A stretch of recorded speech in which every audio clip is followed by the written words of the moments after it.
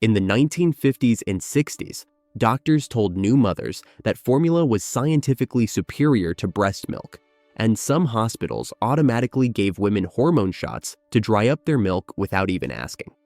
These same expert recommendations led to the lowest breastfeeding rates in American history. But here's what those professionals didn't tell you then, and what formula companies don't want you to know now.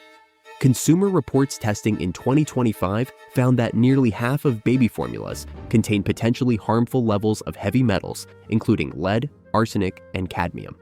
Some formulas exceeded EPA safety limits for drinking water, yet there are no safety standards for babies. The formula industry didn't become dominant by accident. Companies like Nestlé and Abbott systematically courted doctors with gifts, elaborate vacations, and financial incentives to promote their products over breastfeeding. Formula companies formed medical relations divisions specifically to influence physician recommendations. Dr. Jacqueline Wolf's research reveals that by the late 1950s, obstetricians assumed mothers wouldn't choose to breastfeed, so women were routinely given hormone shots immediately after birth to dry up their milk supply without being consulted. It was considered normal post-birth care. The strategy worked devastatingly well. Breastfeeding became so stigmatized that urban mothers in the 1950s would literally shudder when describing neighbors who breastfed, calling it disgusting and against their grain. America had become a formula feeding culture. The numbers tell the shocking story. By 1972, breastfeeding initiation rates, the percentage of women who nursed before being discharged from the hospital, plummeted to just 22%. This was the lowest point in U.S. history, and it wasn't an accident.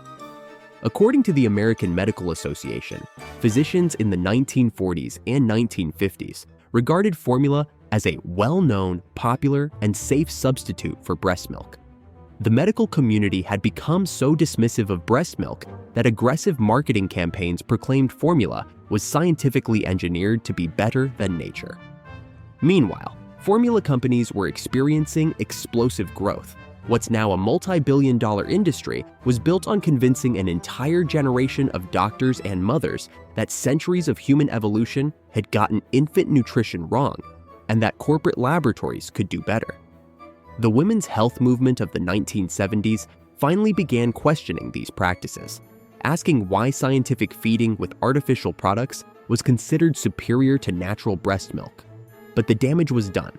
An entire generation had been systematically separated from breastfeeding.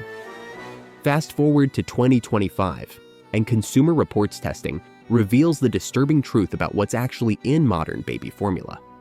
Their analysis of 41 popular formulas found that about half contained potentially harmful levels of at least one toxic contaminant.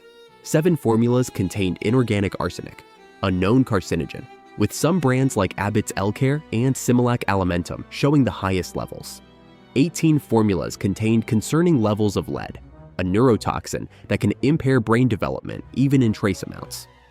Here's what's particularly shocking. While the EPA sets safety limits of 10 parts per billion for arsenic in drinking water, there are no established federal limits for arsenic in baby formula. Some tested formulas exceeded drinking water safety standards, yet they're marketed as safe for the most vulnerable developing brains and bodies.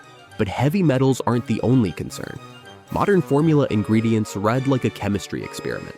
Corn syrup as a primary ingredient, synthetic vitamins that aren't bioavailable like those in breast milk, and artificial nutrients that can't replicate the living antibodies, enzymes, and beneficial bacteria that breast milk provides naturally.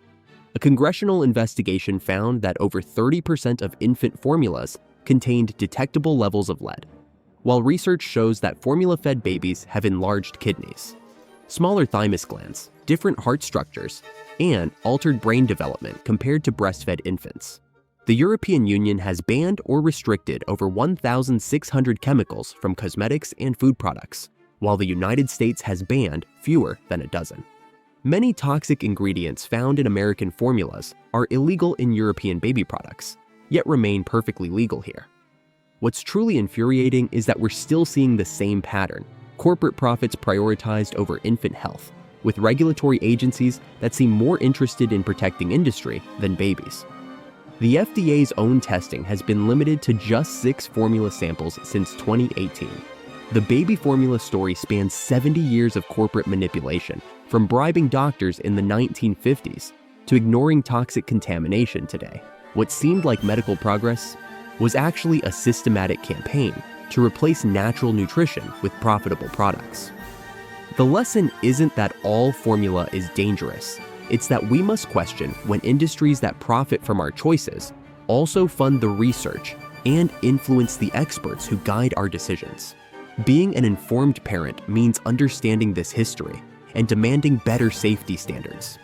If this revelation about the formula industry's decades-long deception opened your eyes to how corporate interests can override public health, hit subscribe for more videos exposing the hidden truth behind products marketed as essential for your family's well-being.